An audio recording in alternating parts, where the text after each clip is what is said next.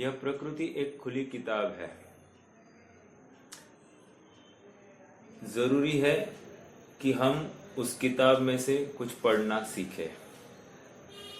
शिक्षक तो है कि हमारे इर्द गिर्द में जितनी भी बातें सब हमको शिक्षा देती है, लेकिन हमको विद्यार्थी बनते आना चाहिए।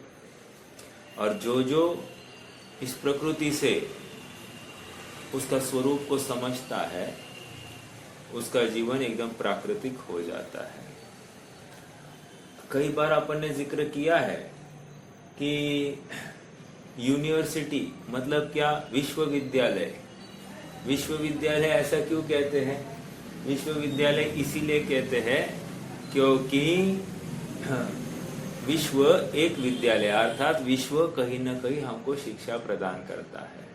हम जब तक विद्यार्थी है और हम में वो ताकत है कि प्रकृति क्या कहना चाहती है और हम उसको समझे, तो हमारा निहाल हो सकता है। प्रकरण ज्ञेय तत्व प्रज्ञापन का है। ज्ञेय तत्व प्रज्ञापन, इसी को जयसेन स्वामी सम्यक दर्शन अधिकार कह रहे हैं।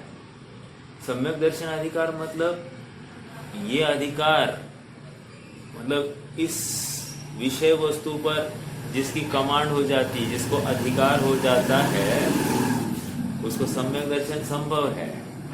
ये बोल दिया है, गारंटी दी है उन्होंने अपनी तरफ से। हमको क्या करना? हमको भी इसी प्रकार हमारा आधिपत्य इस विषय पर लगाना चाहिए। समझ में आ रहा है क्या? पहले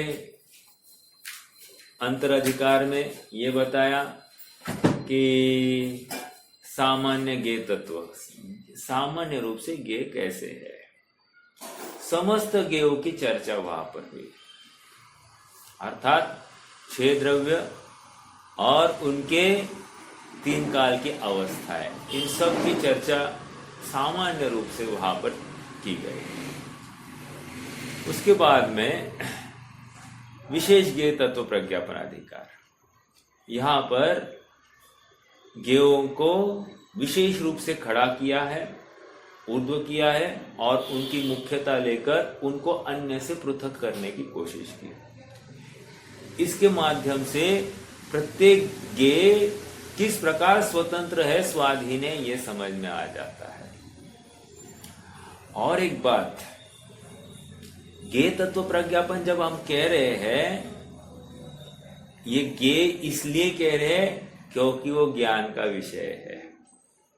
ज्ञान की तरफ से इन सभी वस्तुओं को ज्ञेय कहा जा रहा है।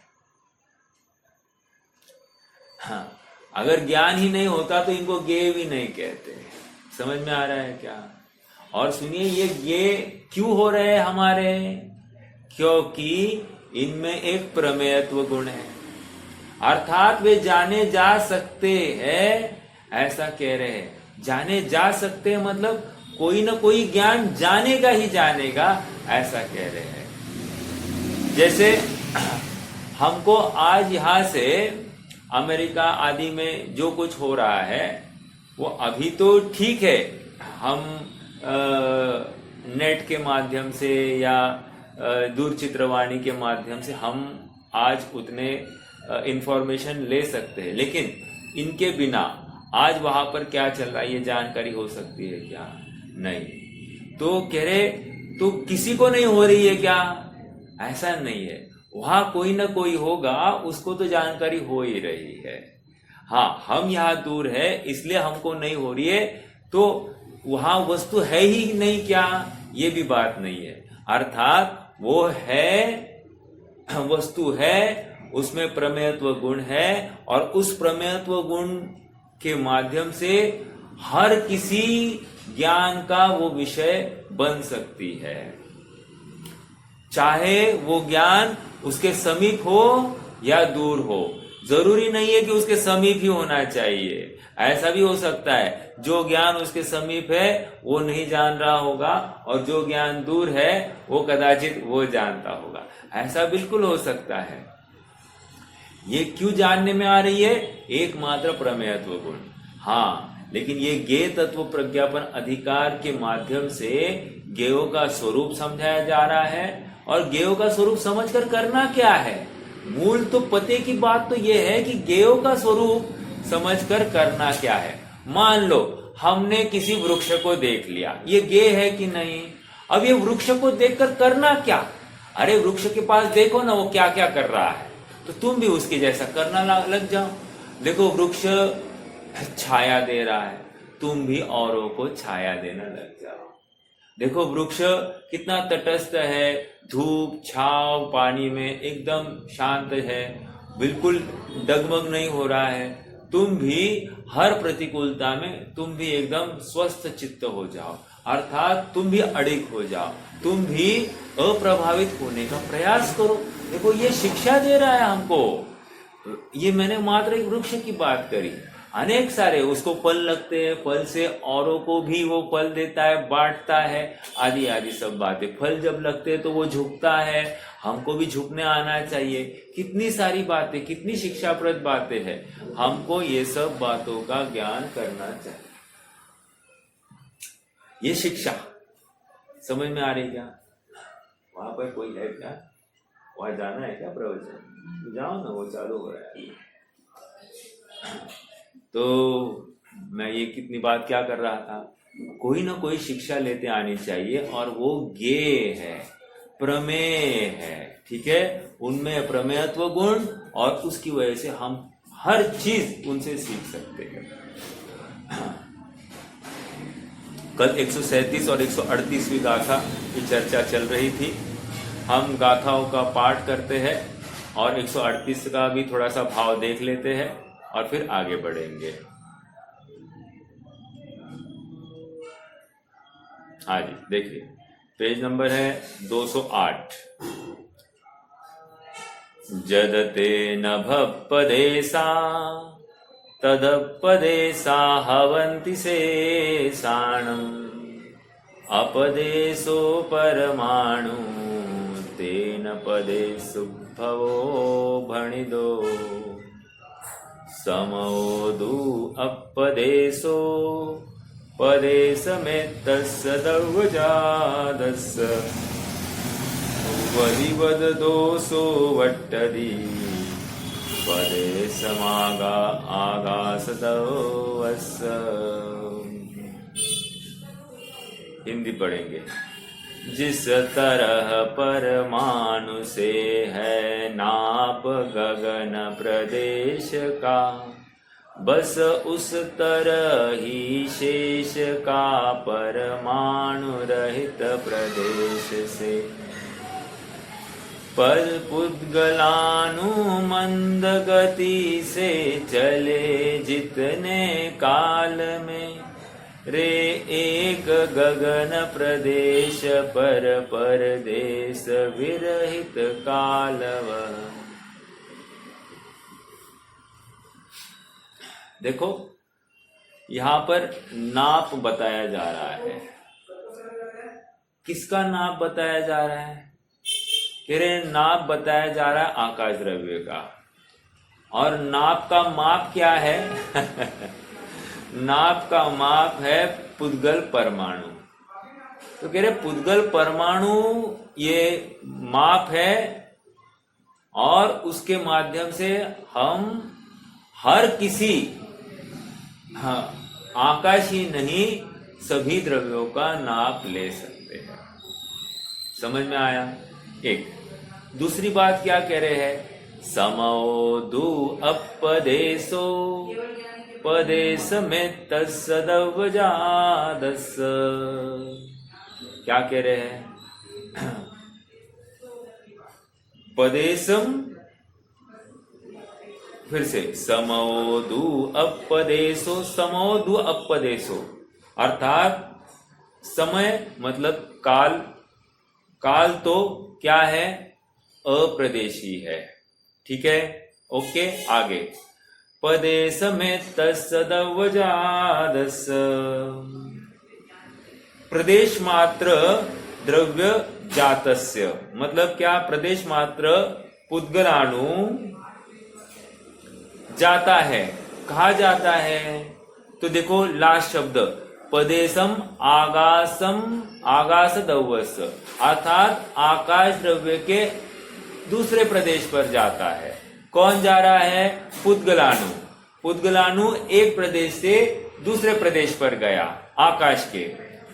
हाँ, वदि वद दो सो वट्टी दो। वट्टी दो, वट्टी दो मतलब वट्टदी मतलब वर्तता, मतलब परिणमन करता है। ठीक है। वदि वद दो, वदि वद दो मतलब क्या? उल्लंघन करता है। वदि वद दो मतलब उल्लंघन करता है। इसी को व्यतिपतत, व्यतिपतत अर्थात व्यतिपात, व्यतिपात करता है मतलब उल्लंघन करता है। कहां से उल्लंघन कर रहा है? एक प्रदेश से, एक प्रदेश का उल्लंघन करके दूसरे प्रदेश पर गया। तो ये दूसरे प्रदेश पर जाने के लिए यहां से वहां गया, ये उल्लंघन हो गया। और उल्लंघन किस में हुआ? काल की अपेक्षा हुआ, प्रदेश की अपेक्षा हुआ। तो कह रहे हैं ये क्या है? जितना समय लगा उतना समय एक काल है। एक परमाणु को एक प्रदेश से उसके बाजू के प्रदेश पर जाने में जितना समय लगा है उसको एक समय कहते, जितना समय अर्थात जितना काल लगा है उसको एक समय कहते। और सुनिए, वो परमाणु मंद से मंद गति से चलना चाहिए, तेज गति से गमन करने वाले की बात नहीं चल रही है। ठीक है, चलिए अब हम थोड़ा सा भावार्थ देखते हैं। हम पेज नंबर 209 पर थे, है ना? हाँ, देखो सेकंड पैराग्राफ से पढ़ना चालू करते हैं, फिर देखेंगे आगे क्या है। जिस प्रकार एक परमाणु से व्याप्य अंश के द्वारा गिने जाने पर आकाश अनंत प्रदेशी है। 137वीं गाथा का भाव आ रहा है यहाँ पर। जिस प्रकार एक परमाणु से व्याप्य अंश को के द्वारा गिने जाने पर, मतलब आकाश को कैसे गिना जा रहा है? एक परमाणु से गिना जा रहा है। एक परमाणु जितनी जगह को व्याप रहा है उस व्यापने वाले क्षेत्र से आकाश को हम गिन रहे हैं। तो कितना हो गया? आकाश कितना है? अनंत प्रदेशी है। उसी प्रकार एक परमाणु से व्याप्य अंश के द्वारा गिने जाने पर धर्म, अधर्म और एक जीव के असंख्यात प्रदेश होने से वे सभी असंख्यात प्रदेशी है। ठीक है। अब यहाँ पर असंख्यात प्रदेश मतलब लोकाकाश प्रमाण असंख्यात लेना। ठीक है। अब आगे किसकी किसकी चर्चा हो गई? आकाश की हो गई, धर्म द्रव्य, अधर्म द्रव्य और जीव द्रव्य की हो गई। कौन कौन बचा है? काल द्रव्य बचा है और पुद्गल द्रव्य बचा है। आइए देखते हैं अब। जिस प्रकार, अगला पैराग्राफ, जिस प्रकार सुनिश्चित प्रमाण वाले धर्म तथा अधर्म द्रव्य असंख्यात प्रदेशी है, उसी प्रकार संकोच विस्तार के कारण अनिश्चित प्रमाण वाले जीव के भी सूखे गीले चमड़े के समान निज अंशों का अल्प बहुत्व नहीं होता। इस कारण असंख्यात प्रदेशीपना ही है। क्या कह रहे हैं आप? समझ रहे क्या? उदाहरण क्या दिया आचार्य देव ने? देखिए उदाहरण क्या दे रहे हैं फिर से। हाँ।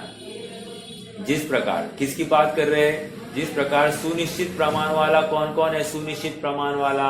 मतलब वो प्रमाण घटता बढ़ता नहीं है। कौन है ये? धर्म द्रव्य और अधर्म द्रव्य। ठीक है। क्या है वे? असंख्यात प्रदेशी। उसी प्रकार संकोच विस्तार के कारण अनिश्चित प्रमाण वाला कौन है? जीव द्रव्य। ऊपर के पैराग्राफ में क्या क्या है? जीव द्रव्य भी असंख्यात प्रदेशी। अब ये तीनों को असंख्यात प्रदेशी कहने के बाद में अब कॉन्ट्रडिक्शन दे रहे हैं। कह रहे ठीक है, लेकिन धर्म द्रव्य और अधर्म द्रव्य सुनिश्चित प्रमाण वाले हैं और जीव द्रव्य का प्रमाण अनिश्चित है। याद रखना, ये अनिश्चितता उसके व्यवहार प्रदेशत्व की तरफ से है, अर्थात वर्तमान में जितने प्रदेशों को घेर रहा है वो आत्मा या वो जीव, उसकी अपेक्षा से अनिश्चित प्रमाण वाला कह दिया। स्वभाव से वो निश्चित प्रमाण वाला ही है, वो असंख्यात प्रदेशी लोकाकाश प्रमाण। ठीक है। हाँ, अब देखो अनिश्चित प्रमाण वाले जीव को भी क्या कह रहे, सूखे गीले चमड़े के समान निज अंशों का अल्प बहुत्व नहीं होता, उसी प्रकार असंख्यात प्रदेशीपना ही है। अब कह रहे एक सूखा चमड़ा है, ठीक है, सूखा चमड़ा और गीला चमड़ा। चमड़ा तो गीले चमड़े की क्या खासियत है, उसको जितना खिंचाव दो उतना फैलता है, बराबर। और सूखा चमड़ा सूखते सूखते आकुंचन को प्राप्त होता है। तो कह रहे इससे क्या हुआ, उनके प्रदेश कम ज्यादा हुए क्या, कह रहे नहीं, उसके प्रदेश उतने ही रहे हैं, बराबर है। तो यही कह रहे, सूखे गीले चमड़े के समान निज अंशों का अल्प बहुत्व नहीं होता, अर्थात सूखे चमड़े के जितने क्षेत्र है उतना ही क्षेत्र, जितने परमाणु है ऐसा कहेंगे, उतने ही परमाणु गीले चमड़े में भी पाए जाएंगे। ऐसा नहीं कि वो तने हुए हैं तो ज्यादा प्रदेश हो गए, उसमें ज्यादा परमाणु हो गए, ऐसा नहीं होगा, ठीक है।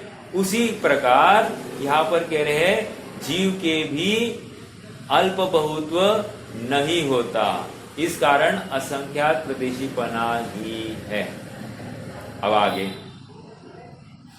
हाँ, अमूर्त पदार्थ के संकोच विस्तार की सिद्धि तो अपने अनुभव से ही साध्य है। अब और एक बात कह रहे हैं, क्या कह रहे हैं, अमूर्त पदार्थों के संकोच विस्तार की सिद्धि तो अपने अनुभव से ही साध्य है। मतलब अमूर्त, यहाँ पर कौन से द्रव्य की चर्चा चल रही होगी, अमूर्त पदार्थ कहकर, अमूर्त पदार्थ के संकोच विस्तार की, वेरी गुड, जीव द्रव्य की कहां से निकाला, वो संकोच विस्तार की तरफ से देख लिया। यहाँ धर्म द्रव्य अधर्म द्रव्य क्यों नहीं लिया, क्योंकि उसमें संकोच विस्तार होता ही नहीं, वो निश्चित प्रमाण वाला है। ऊपर क्या आए हैं, यहाँ पर अनिश्चित प्रमाण की अपेक्षा ये कथन चल रहा है, ओके। संकोच विस्तार की सिद्धि तो अपने अनुभव से ही साध्य है। अनुभव से ही साध्य है मतलब क्या, यहां पर कह रहे हैं, देखो ना, जब मैं 1 साल का था तो 1 साल का जो शरीर की अवगाहना थी वो छोटी थी, उस समय में फिर मेरे आत्म प्रदेशों की भी अवगाहना उतनी ही थी। फिर 2 साल का हुआ, फिर और बड़ी हो गई, 3 साल का और बड़ी हो गई, बड़ा हुआ और बड़ी हो गई, मोटा हो गया और बड़ी हो गई, दुबला हो गया कम हो गई। तो ये संकोच विस्तार चल रहा था। तो अनुभव से सिद्ध हो रहा है कि नहीं कि आत्मा भी घट रहा बढ़ रहा है, आत्मा का आकार घट रहा है बढ़ रहा है, अर्थात जैसा शरीर को धारण करता है उसके अनुपात में ये भी इसके प्रदेश घट रहे बढ़ रहे हैं, अर्थात उनके आकाश के प्रदेशों को व्याप्ति घटती बढ़ती है, ठीक है। हाँ, प्रदेश तो जितने हैं उतने ही है, लेकिन अभी जितने क्षेत्र की अवगाहना दे रहा है उसमें घटबढ़ होती दिखाई दे रही है। हाँ, ये कैसे हमने समझा, अनुभव से, अनुमान से, ठीक है, क्योंकि यह तो सभी स्वानुभव से जानते ही है कि जीव स्थूल और कृश शरीर में तथा बालक और कुमार के शरीर में व्याप्त होता है। स्वानुभव का अर्थ क्या लेना है यहाँ पर, स्वानुभव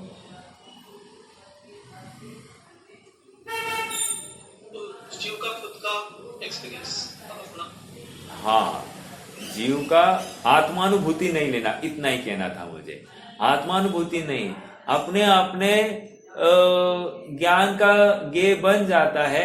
अरे अपन कहते ही ना यार दुबले हो गए, अब मोटे हो गए, ये कह रहे कि नहीं कह रहे, तो दुबला हो गया मतलब जीव के प्रदेश भी संकुचित हुए कि नहीं हुए, मोटा हो गया तो जीव के प्रदेश भी फैल गए कि नहीं फैल गए। तो ये संकोच विस्तार दिखाई दिया ना, तो दिखाई दिया तो आत्मा हीनादिक मतलब उसके प्रदेश में घटबढ़ दिखाई दे रही कि नहीं, अवगाहना की अपेक्षा दिखाई दे रही, तो ये स्वानुभव हुआ कि नहीं हुआ, हाँ ये स्वानुभव हो गया, ठीक है, अर्थात अनुमान हो गया, नक्की हो गया।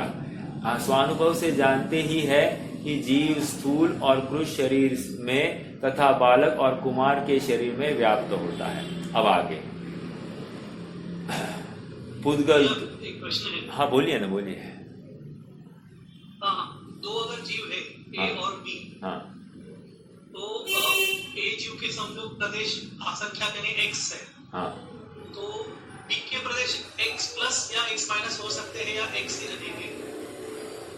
आपका प्रश्न किस अपेक्षा है, मतलब हाँ, निश्चयात्मक प्रदेश की बात चल रही है? ये असंख्याक प्रदेशी का जो प्रश्न ये चल रहा है उसके ठीक है। देखो आपका ये प्रश्न है, हाँ थोड़ा सा मैं और इसको रिफाइन करूं प्रश्न को, कि एक प्रदेशी है, एक जीव है, मान लो अपन असंख्याक को यहाँ पर 110 कह रहे हैं और दूसरे के प्रदेश है 120। अभी आकाश के प्रदेशों को इतने 120 प्रदेशों को अवगाहित कर रहा है और ये 110 प्रदेशों को अवगाहित कर रहा है। तो आपका प्रश्न है कि ये 110 की अपेक्षा 110 प्लस 10 ऐसा कह सकते हैं क्या? तो कह सकते हैं, कोई प्रॉब्लम नहीं है, क्योंकि ये व्यवहार का। मेरा प्रश्न है कि इसमें 110 है, हाँ तो दूसरे में भी 110 ही रहेंगे या कम ज्यादा होंगे? हाँ, तो वही तो कह रहा हूँ ना, यहाँ पर अपन आकाश के कितने प्रदेशों को व्याप्त कर रहा है उसकी अपेक्षा से चर्चा कर रहे हैं। आकाश के 120 प्रदेशों को व्याप्त कर रहा है और ये 110 प्रदेशों को व्याप रहा है, तो फिर अपन कहेंगे 110 प्लस 10 है, या 100 को कर रहा है तो 110 माइनस 10 है। ऐसा तारतम्य से लगा सकते हैं। लेकिन निश्चय से अगर जीव कितना प्रदेशी है तो असंख्यात प्रदेशी लोकाकाश का मान, तो ये फिर वो पूरा लोकाकाश आ जाता है, फिर उसमें कोई गड़बड़ है ही नहीं। समझ में आ रहा है क्या? अगर जीव अनंत है, हाँ, तो हर एक जीव के आकाश प्रदेश सेम ही रहते हैं या अलग अलग रहते हैं?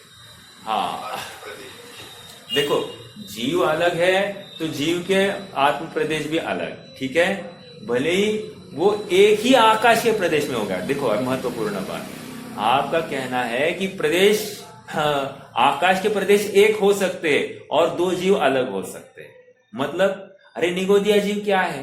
निगोदिया जीव एक ही प्रदेश में है, उनकी अवगाहना एक जितनी ही है। क्यों? उनका शरीर एक है, एक शरीर और अनंत जीव उसी शरीर के स्वामी है। अर्थात प्रत्येक जीव उस शरीर को ये मेरा शरीर है ऐसा मान रहा है, जबकि है कितने जीव? अनंत जीव, अनंत जीव राशि है, अनंत अक्षय अनंत जीव राशि है एक निगोदिया शरीर में। तो कह रहे इतने सभी जीव उसी शरीर को अपना मान रहे। अभी उनकी अवगाहना कितनी? शरीर जितनी, और शरीर कितना है? असंख्यात प्रदेशी। तो प्रत्येक की उसी प्रदेश में है, तो सबकी अवगाहना एक ही प्रदेश में है और एक जितनी ही है। ऐसा होते हुए भी जीव तो अलग अलग है, ठीक है, जीव के अपने अपने स्वतंत्र प्रदेश है, लेकिन आकाश के प्रदेश वही के वही है। समझ में आ रहा है क्या? जीव के प्रदेश स्वतंत्र और आकाश के प्रदेश वही, ऐसा है। ठीक है, चलो ओके। क्या है यहाँ पर? हाँ, जिस प्रकार सुनिश्चित प्रमाण वाले ये हो गया ना। अगला करें, अमूर्तिक पदार्थ के संकोच विस्तार की सिद्धि तो अपने अनुभव से ही साध्य है, क्योंकि यह तो सभी स्वानुभव से जानते ही है कि जीव स्थूल और कृश शरीर में तथा बालक और कुमार के शरीर में व्याप्त होता है। पुद्गल तो द्रव्य की अपेक्षा एक प्रदेशमय होने से, अब पुद्गल की चर्चा चल रही है। अब यहां तक किसकी चर्चा हो गई? जीव की हो गई। कौन से द्रव्य की हो गई? आकाश की हो गई, धर्म द्रव्य, अधर्म द्रव्य, जीव द्रव्य, ठीक है। अब पुद्गल की चर्चा कर रहे हैं। पुद्गल तो द्रव्य की अपेक्षा एक प्रदेशमय होने से पहले कहे अनुसार अप्रदेशी ही है। आगे, अप्रदेशी मतलब एक प्रदेशी, ठीक है। तथापि दो अर्थात अनेक प्रदेशादि के उद्भव के हेतुभूत उस प्रकार के स्निग्ध रुक्ष गुण रूप परिणमित होने की शक्ति रूप स्वभाव के कारण उसके प्रदेशों का उद्भव है। इसलिए पर्याय की अपेक्षा से अनेक प्रदेशीपना भी संभव है। देखो शब्दों के ऊपर बहुत तोलमोल है। पुद्गल एक प्रदेशी ही है, लेकिन पुद्गल द्रव्य की पर्याय की अपेक्षा वो बहुप्रदेशी हो सकता है। अर्थात स्कंद क्या है? स्कंद ये पर्याय है, वो पुद्गल नहीं है। ठीक है, चलिए आगे। तो अनेक प्रदेशीपना हो सकता है, इसलिए पर्याय की अपेक्षा से अनेक प्रदेशीपना भी संभव होने से पुद्गल को द्विप्रदेशीपने से लेकर संख्यात, असंख्यात और अनंत प्रदेशीपना भी न्याय युक्त है, युक्ति संगत है। तत्वार सूत्र के 5वें अध्याय का मेरे ख्याल से 26वां 27वां सूत्र, ठीक है, वो अपने को यहाँ पर संख्या नहीं 7वां 9वां 10वां सूत्र था, आई एम वेरी सॉरी, 9वां 10वां सूत्र, जहां पर संख्या संख्याश्च पुद्गलानाम, तो वहां पर बात आई थी। ठीक है, और आगे फिर नानो ऐसा भी आया था, अनु अप्रदेशी ही है। ठीक है, चलो आगे। हाँ, प्रदेश मात्र होने से काल द्रव्य, अब पुद्गल की चर्चा हो गई, अब काल द्रव्य की आ जाइए। प्रदेश मात्र होने से काल द्रव्य अप्रदेशी ही है और पुद्गल के समान पर्याय से भी अनेक प्रदेशीपना नहीं है। देखो अब काल द्रव्य और पुद्गल द्रव्य दोनों क्या है? अप्रदेशी। अप्रदेशी होने पर भी पुद्गल में ऐसी योग्यता है कि वो बहुप्रदेशत्व को प्राप्त हो जाए, लेकिन काल द्रव्य में ऐसी ताकत नहीं है कि वो बहुप्रदेशी पने को प्राप्त हो जाए। ठीक है, तो ये दोनों एक प्रदेशी ही है। ठीक है, ऐसा होते हुए भी दोनों एक प्रदेश मात्र ही क्षेत्र को घेरते हैं। ऐसा होते हुए भी काल द्रव्य अप्रदेशी ही कहा गया है और पुद्गल को बहुप्रदेशी कहा है। क्यों? उसकी बहुप्रदेशी होने की योग्यता, पर्याय में वो योग्यता है, काल की ऐसी पर्यायगत योग्यता भी नहीं पाई जाती है।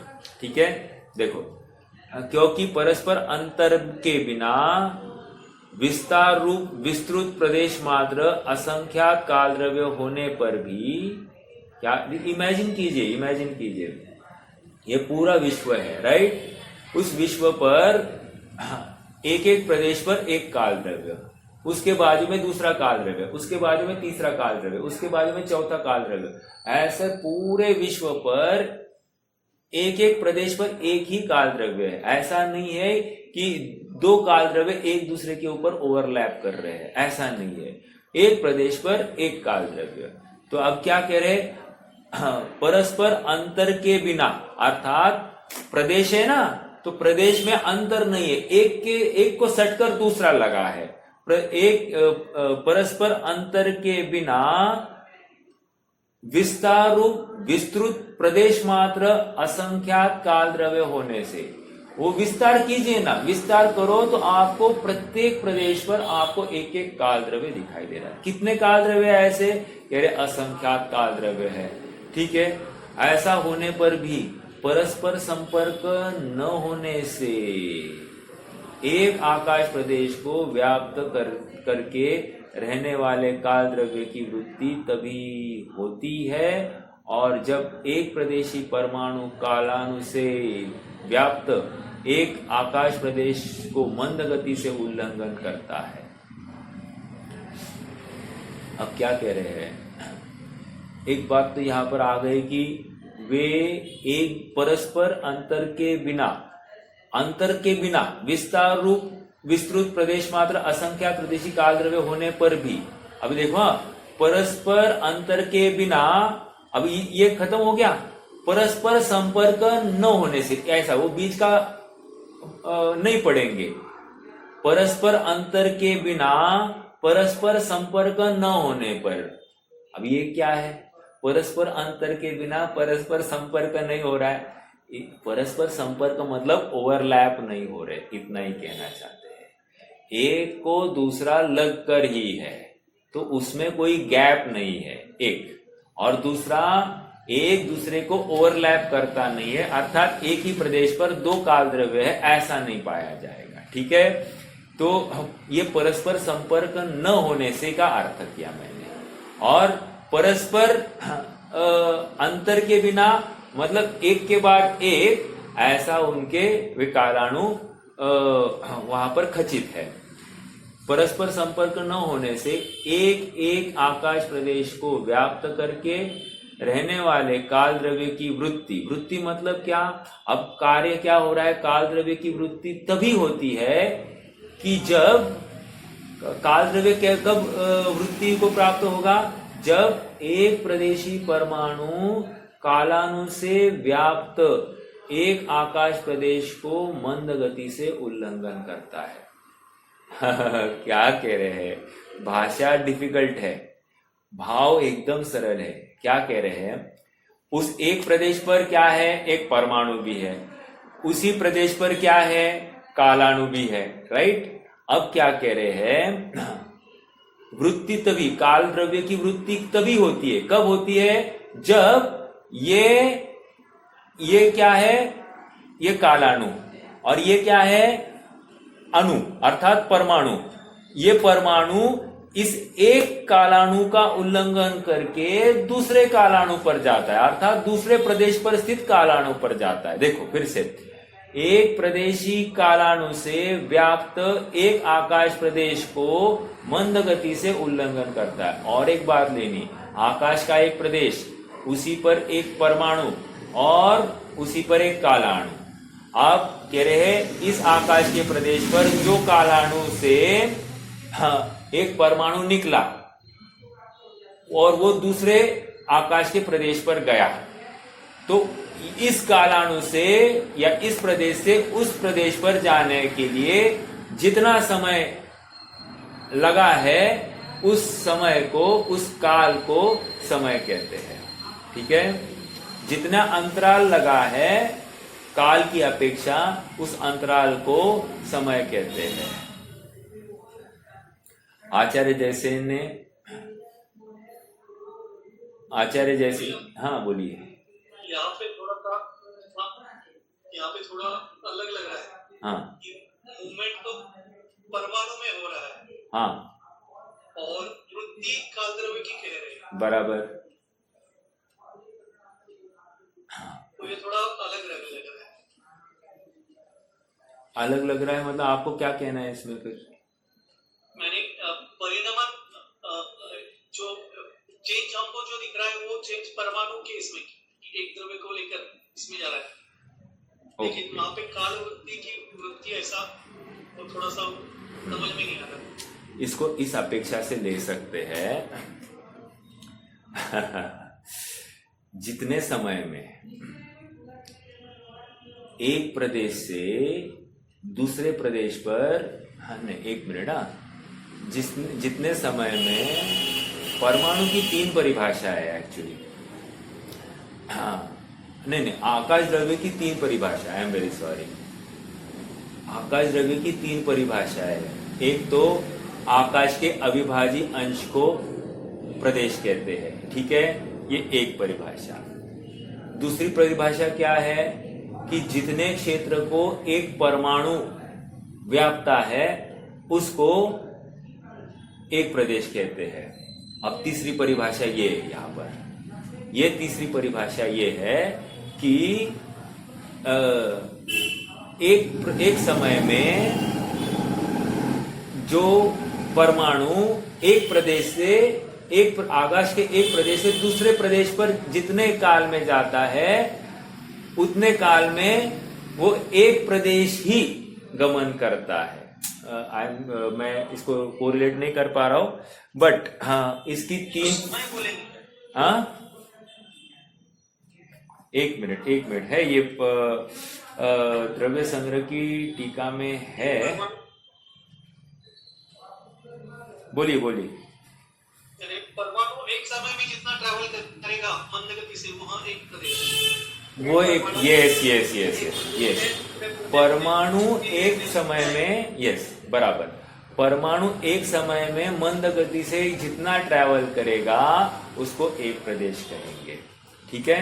ये परिभाषा एक्चुअली यहां से निकलती है, बिल्कुल निकलती है, लेकिन मैंने कहा कि एक प्रदेश से दूसरे प्रदेश पर जाने में जितना काल लगा उस काल को एक समय कहते हैं। हालांकि 139वीं गाथा में वो काल की परिभाषा देने वाले हैं। यहाँ पर प्रदेश की परिभाषा ही आती है, वो बिल्कुल सही है। तो ठीक है, देखिए यहां पर फिर से पढ़ेंगे क्या कह रहे हैं। एक आकाश प्रदेश को व्याप्त करके रहने वाले काल द्रव्य की वृत्ति तभी होती है कि जब एक प्रदेशी परमाणु कालाणु से व्याप्त एक आकाश प्रदेश को मंद गति से उल्लंघन करता है।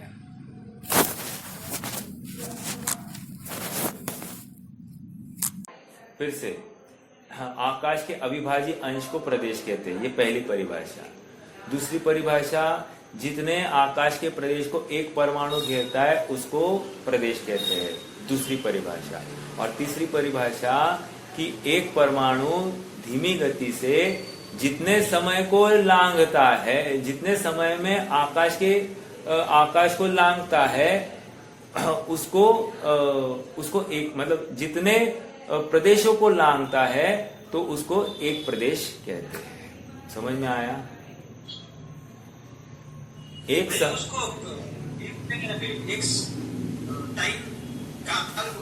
को लेके नहीं,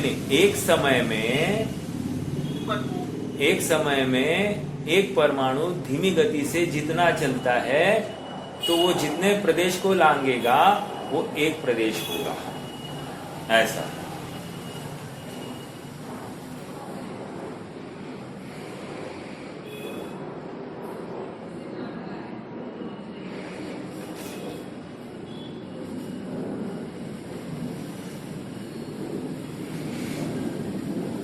ठीक है, चलिए आगे बढ़ना है।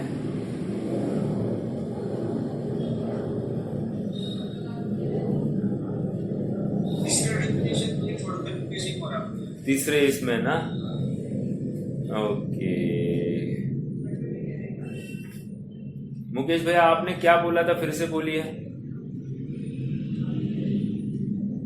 एक समय में हाँ, जो एक परमाणु मंद गति से जितना गमन करेगा उतना एक प्रदेश। हाँ, अब समझ में आया।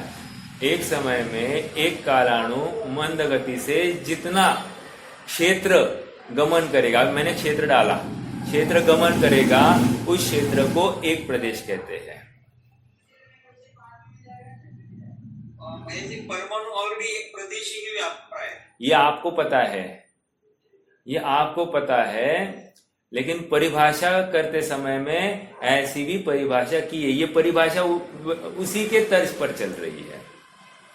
एक समय में एक परमाणु जितने प्रदेश को लांघता है उसको एक प्रदेश कहते हैं। ठीक है, चलिए आगे बढ़ना है।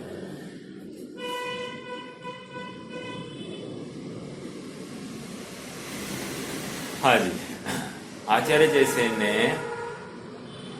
जैसे ने इन गाथाओं के भाव को स्पष्ट करने के लिए कुछ विशेष नहीं लिखा, वे अमृतचंद्र को दोहरा देते हैं। इस प्रकार, अब ये वृंदावन दास जी छोड़ दीजिए, हाँ आ जाइए नीचे, पेज नंबर 290 पर स्वामी जी के भाव को पढ़ेंगे और फिर इसका हो जाएगा। गेयो का जैसा स्वभाव है, बहुत मार्मिक चिंतन है। देखो आगे, गेयो का जैसा स्वभाव है वैसा जानना चाहिए। मिल रहा है क्या? लगभग बीचों बीच है। गेयो का जैसा स्वभाव है वैसा जानना चाहिए। गेयो को जानने से इनकार करने वालों अपने ज्ञान स्वभाव से ही इनकार करता है। क्या करना है? कुछ भी होगा तो नहीं। वो असंख्यात प्रदेशी हो या कितना हो, क्या फर्क पड़ता है? नहीं, ये हमको ज्ञेय को जैसा है वैसा ही जानना चाहिए। और कैसे जानना? जैसे केवल ज्ञान ने जाना है वैसे ही। क्यों केवल ज्ञान ने जाना वैसे ही जानना? क्योंकि केवल ज्ञान सच्चा है और वो सच्ची खबर सुनाता है। ठीक है, इसलिए अगर हम केवल ज्ञान का उल्लंघन कर रहे हैं तो हमने केवल ज्ञान को स्वीकार नहीं किया, तो हमने अपने ज्ञान स्वभाव को भी स्वीकार नहीं किया। और जब ज्ञान स्वभाव को ही स्वीकार नहीं किया तो तुमने अपने आत्मा को हीनादिक माना, और हीनादिक माना इसका मतलब तुम्हें आत्मा की प्राप्ति नहीं होगी, अनात्मा की प्राप्ति। समझ में आ रहा है क्या? शुद्ध आत्मा की प्राप्ति नहीं होगी, अशुद्ध आत्मा की प्राप्ति, ये कह सकते हैं। ठीक है, गेयो का जैसा स्वभाव वैसा जानना चाहिए।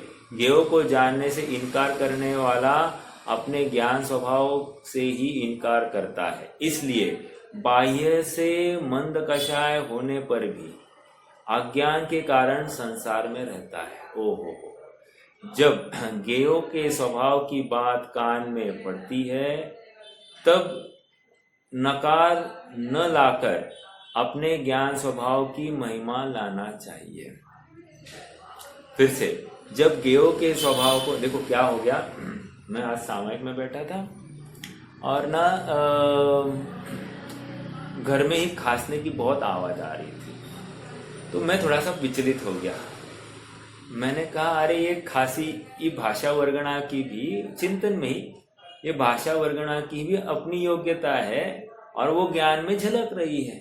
इसमें अब वो खांसना हमको इष्ट अनिष्ट क्यों लग रहा है, अर्थात पर पदार्थ इष्ट अनिष्ट क्यों लग रहा है, ये ऐसा चिंतन अपना आना चाहिए। मतलब क्या है कि बारंबार हमको हर कोई चीज ज्ञान दर्पण में दिख रही है और उस ज्ञान दर्पण में वो गे मात्र है और गे में इष्ट अनिष्टता होती नहीं है। क्यों नहीं होती है? क्योंकि वो मेरा ज्ञान है, मेरा ज्ञान में वो गे झलक रहा है। ठीक है, कल सोनाली भाभी भी कुछ पूछ रहे थे ना, ज्ञान और गे में कुछ अंतर है क्या? ज्ञान और गे में अंतर है, लेकिन ज्ञानाकार और गेयाकार में अंतर नहीं है। फिर से क्या कह रहे हैं? ज्ञान और गे में फर्क है और लेकिन ज्ञानाकार और गेयाकार में फर्क नहीं है। अब और एक बात, यदि ज्ञान तो पर्याय है, ज्ञान गुण की एक समय की पर्याय है, ओके, और ज्ञान गुण भी है, बराबर। अब ज्ञान पर्याय और ज्ञान गुण, ठीक है। अब मेरा प्रश्न है आप सबसे, ज्ञान पर्याय क्या है? ज्ञान है या ज्ञेय है?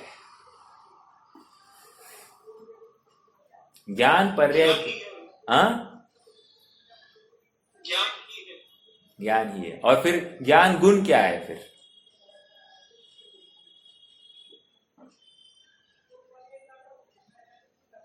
मैं समय सार की अपेक्षा बात कर रहा हूं। हाँ, यहाँ पर प्रवचन सार में तो उसको अभेद ही कह दिया है।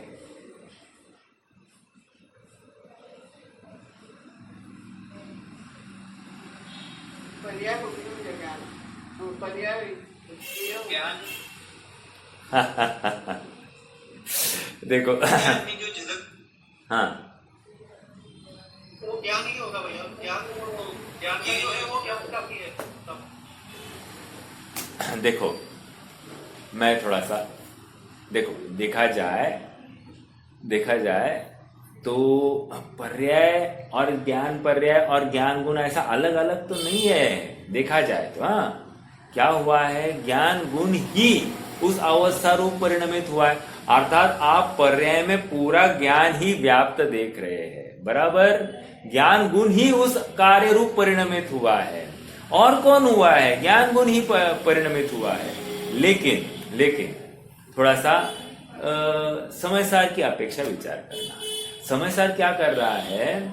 समय सार दृष्टि के विषयभूत आत्मा को सुरक्षित रख रहा है बाहर, और पर्याय को रख रहा है बाजू में। समझ में आ रहा है क्या? ये पर्याय और ये दृष्टि के विषयभूत द्रव्य।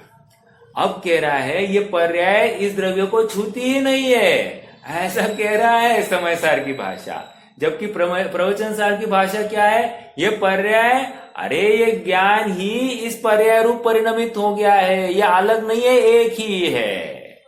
आप पकड़ रहे हैं क्या? दोनों की भाषा शैली अलग अलग है, प्रयोजन दोनों का एक ही है, आत्मा की प्राप्ति कराना। ठीक है, अब वहां पर प्रयोजन की दृष्टि है।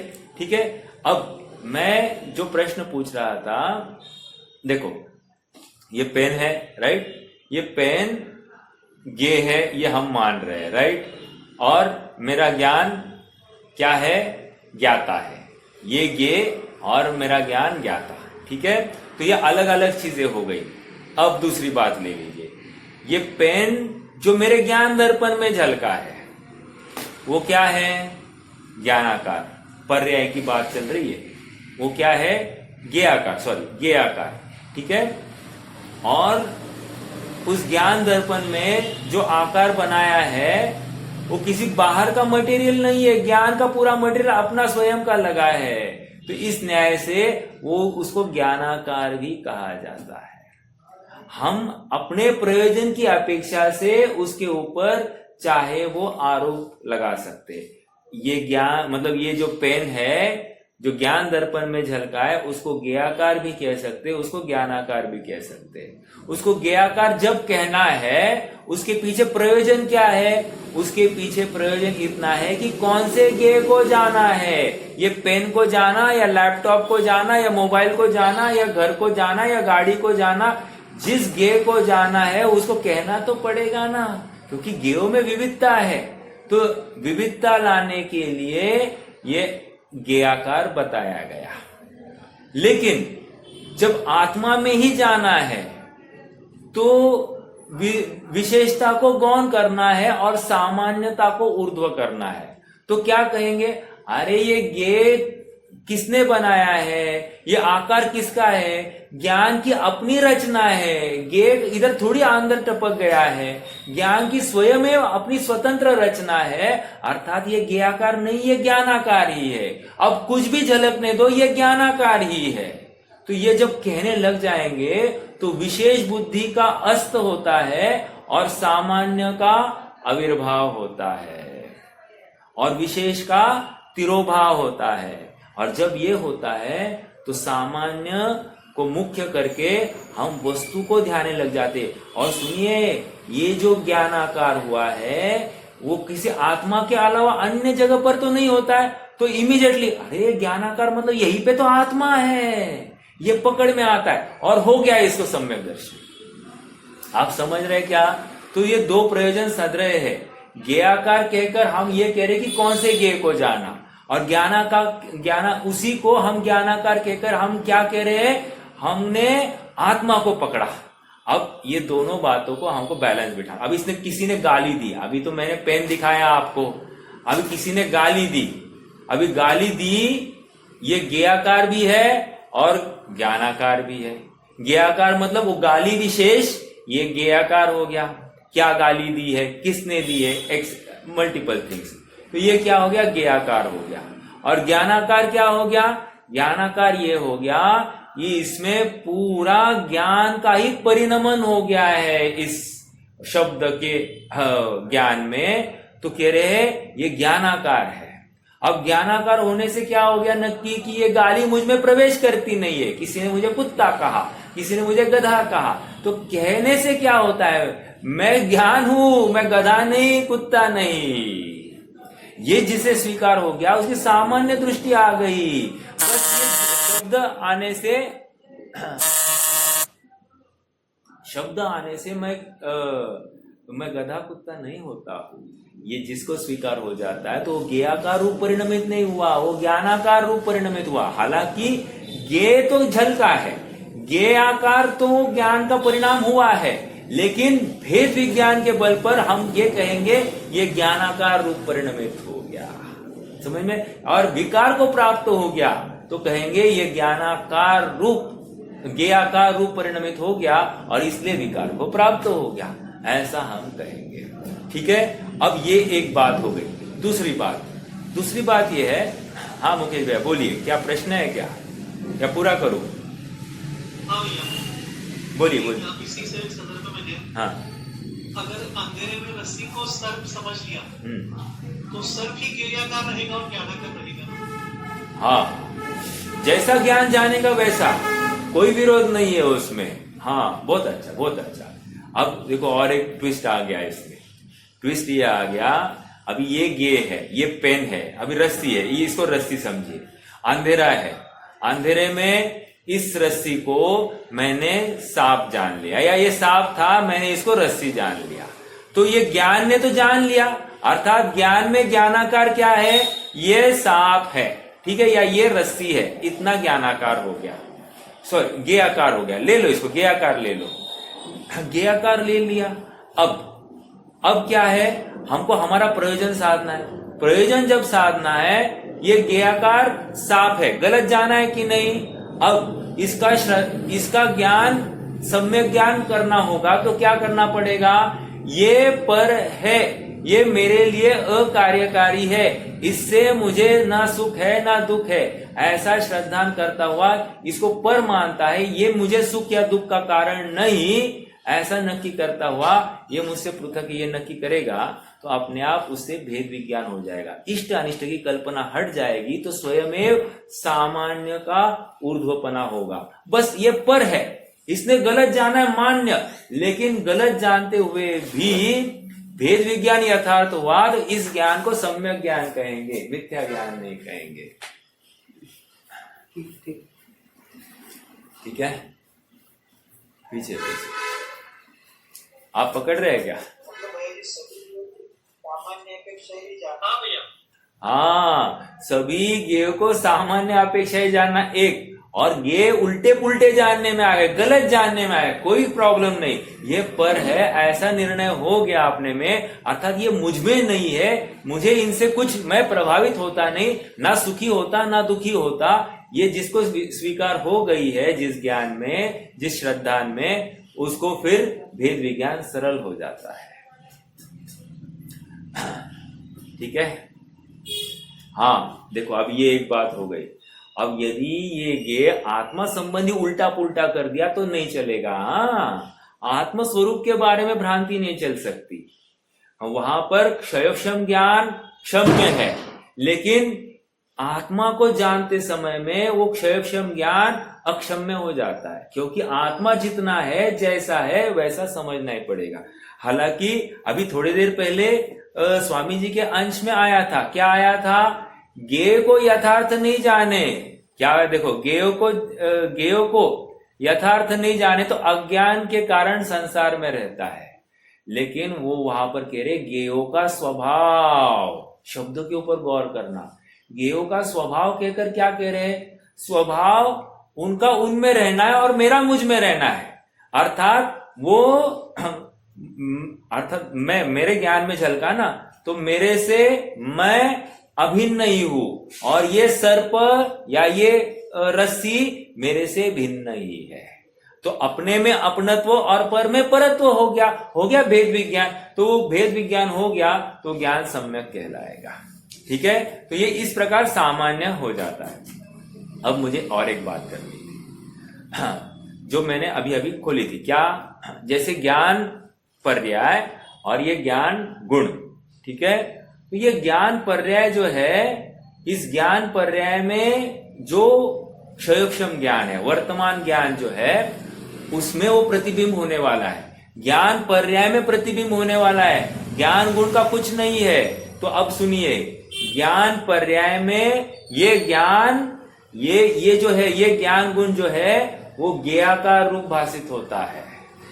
क्या कहा फिर से, ये ज्ञान गुण इस वर्तमान ज्ञान पर्याय में ज्ञेयाकार रूप भाषित हुआ है, हाँ ज्ञेयाकार रूप भाषित हो गया है, हाँ, और ज्ञान गुण स्वयं उस समय में भेद कर रहा है, फिर ज्ञेयाकार को यही मैं हूं ऐसा नक्की करेगा, अर्थात ये ज्ञान मैं ही हूं ऐसा वो अपनत्व स्थापित करेगा, तो फिर वो ज्ञेय और ज्ञान ये भेद नहीं रहेगा और ये स्वरूप में ही लीन होता हुआ पाया जाएगा।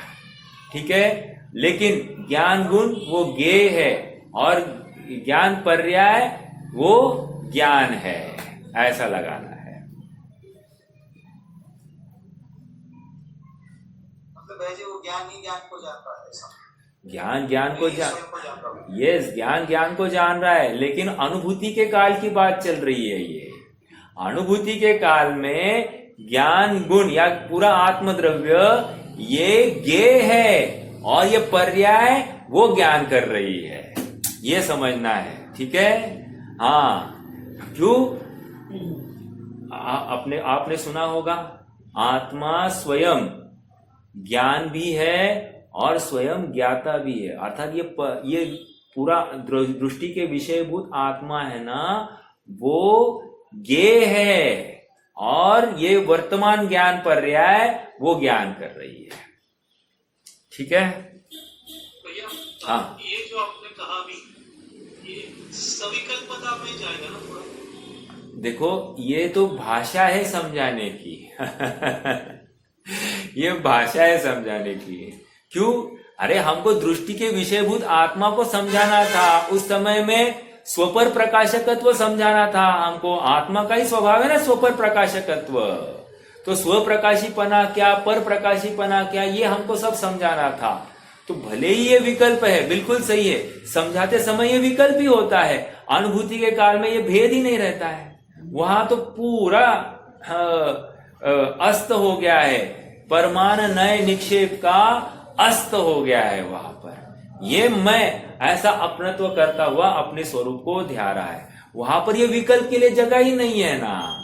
हम एनालिसिस कर रहे हैं पूर्व भूमिका में कि ज्ञान क्या होगा और दृष्टि के विषयभूत आत्मा, मतलब ये पर्याय क्या कर रही है और दृष्टि के विषयभूत आत्मा क्या कर रहा है। समझ में आ रहा है क्या? क्योंकि आप सात्विक गाथा को देख लीजिए, सात्विक गाथा की टीका अनुशीलन में भी देख सकते हैं। वहां पर ज्ञान को, पर्याय को अलग किया है और ध्रुव को अलग किया है, उसको दृष्टि का विषय बनाया है। जो दृष्टि का विषय बनाया है वो ज्ञान नहीं हो सकता, और वो अपरिणामी तत्व है। महत्वपूर्ण बात, उसमें पर्याय होती ही नहीं है, ये भी कह रहे हैं। तो जिसमें पर्याय होती नहीं है, जो अपरिणामी तत्व है, ऐसा दृष्टि के विषयभूत आत्मा वो अलग चीज है। आप पकड़ रहे हैं मेरी बात को? हाँ, ये कंफ्यूजन नहीं करना है हमको, विवक्षाएं समझनी है, कैसे कैसे निरूपण किया है। सबका प्रयोजन एकमात्र वितराग स्वरूप को प्राप्ति है और कुछ नहीं। ठीक है, चलिए, ये इतनी चर्चा कहां से आई? चर्चा वो गे की तरफ से आई कि भाई ज्ञान गे ये क्या लफड़े है। कोई लफड़ा नहीं है, वो तो हमारी इंटरप्रिटेशन कैसी चल रही उसके ऊपर चल रही है। ये चीज अगर ये मेरे ज्ञान का विषय क्या जान रहा है, क्या जान रहा है, तो ये पेन जान रहा हूं, ये बोलना पड़ेगा कि नहीं? और क्या जान रहा है, क्या जान रहा है? ज्ञान जान रहा हूं ये भी कह सकते हैं। तो पेन जान रहा है, ये गे आकार, ज्ञान जान रहा है, ये ज्ञान आकार। समझ में आया? लेकिन ऐसा बोलता हुआ नहीं दिखाई देगा, वो तो अनुभव करता हुआ दिखाई देगा। फिर जब ज्ञानाकार कहेगा और ज्ञाकार कहेगा तो बाहर में व्यवहार की ही चर्चा कर रहा, मतलब बाहर में ही होगा, अंदर नहीं होगा। ठीक है, चलिए। हाँ, तो केवल ज्ञान में, हाँ क्या, जैसे भी पेन का एग्जांपल दिया गया था, हाँ, तो उस जगह आत्मा अगर लिया, हाँ, पेन के जगह, देखो पेन जो जाना है ना, और एक ही बराबर है ना, एक ही तो है। प्रैक्टिकली विचार कीजिए तो ये ज्ञान पर्याय भी ज्ञान ही भी है। और आ रहा है क्या आवाज? आवाज कट रहा है भैया। एक मिनट, एक मिनट।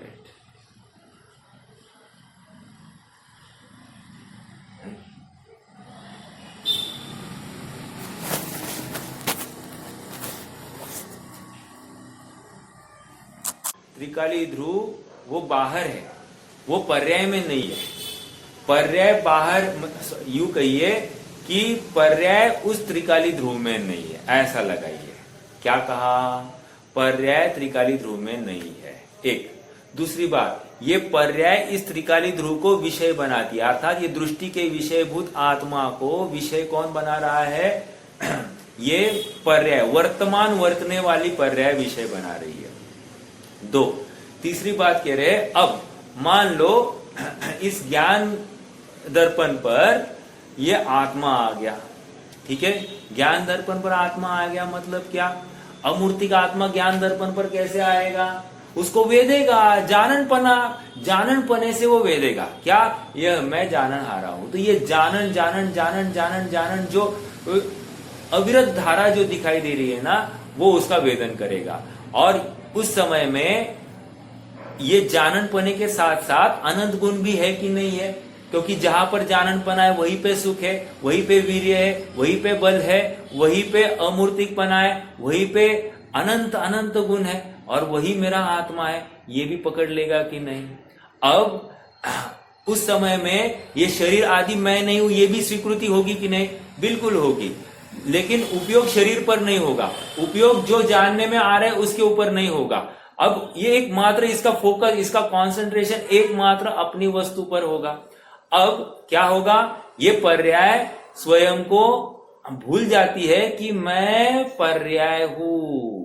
वो क्या कह रही है, अरे मैं तो त्रिकाली हूं, मैं अखंड हूं, ऐसा वही कहने लगती है।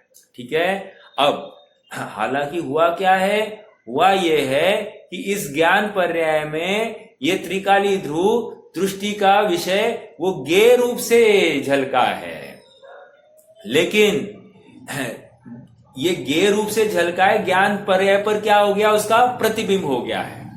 अब किसी को ज्ञेयाकार कहो, और इस ज्ञेयाकार में ये आत्मा अपने को ही ध्या रहा है, ये ज्ञानाकार है। तो ज्ञानाकार भी आत्मा, ज्ञेयाकार भी आत्मा है उस वर्तमान पर्याय में। समझ में आ रहा है क्या? हाँ, हालांकि पेन और आत्मा के इंस्टेंस में ज्ञेयाकार पेन है और ज्ञानाकार आत्मा था, बराबर। लेकिन यहां पर आत्मानुभूति के काल में ज्ञेयाकार भी आत्मा और ज्ञानाकार भी आत्मा, ऐसा है, वो पर्याय ध्या रही है इस प्रकार से।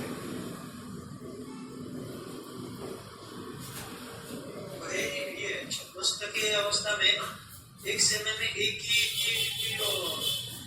ये रहेगा क्या, जैसा बोलते ना उपयोग, हाँ जैसा उगे बराबर, वो एक समय में एक वस्तु रहेगी ना। एक मिनट, जैसा भी आत्मा बोल रहा था पर्टिकुलर वही रहेगा। हाँ। और हम जो बोलते हैं ना केवल ज्ञान में जैसे आत्मा और तीन लोग भी झलक रहे, हाँ, तो वो कैसा है? वो तो ज्ञान का स्वभाव है। ठीक है। हाँ, केवल ज्ञान में ये सब जानने में आ रहा है, फिर उस समय में आत्मा सबको जान सकता है, ये वहां पर बात आ रही है।